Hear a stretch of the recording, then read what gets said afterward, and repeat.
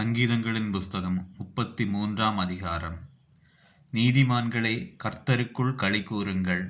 துதி செய்வது செம்மையானவர்களுக்கு தகும். சுரமண்டலத்தினால் கர்த்தரை துதித்து 10 நரம்பு வீணையினாலும் அவரை கீர்த்தனம் பண்ணுங்கள். அவருக்கு புதுப்பாட்டை பாடுங்கள். ஆனந்த சத்தத்தோடே வாத்தியங்களை நேர்த்தியாய் வாசியுங்கள். கர்த்தருடைய வார்த்தை உத்தமமும் அவருடைய செய்கையெல்லாம் சத்தியமுமாயிருக்கிறது. அவர் நீதியிலும் நியாயத்திலும் பிரியப்படுகிறார். பூமி கர்த்தருடைய காருண்யத்தினால் நிறைந்திருக்கிறது. கர்த்தருடைய வார்த்தையினால் வானங்களும் அவருடைய வாயின் சுவாசத்தினால் அவைகளின் சர்வ சேனையும் உண்டாக்கப்பட்டது.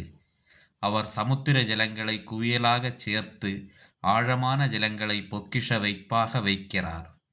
பூமியெல்லாம் கர்த்தருக்கு பயப்படுவதாக, உலகத்தில் உள்ள குடிகளெல்லாம் அவருக்கு அஞ்சி இருப்பதாக.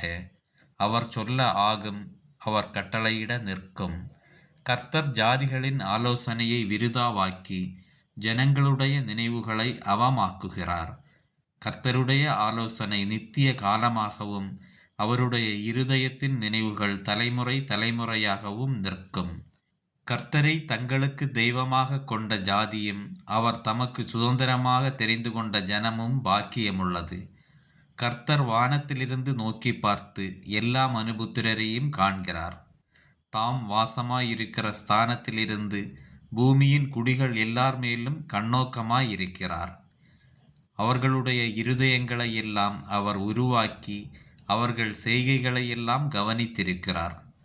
எந்த ராஜாவும் தன் சேனையின் மிகுதியால் ரட்சிக்கப்படான். சௌரியவானும் தன் பலத்தின் மிகுதியால் தப்பான்.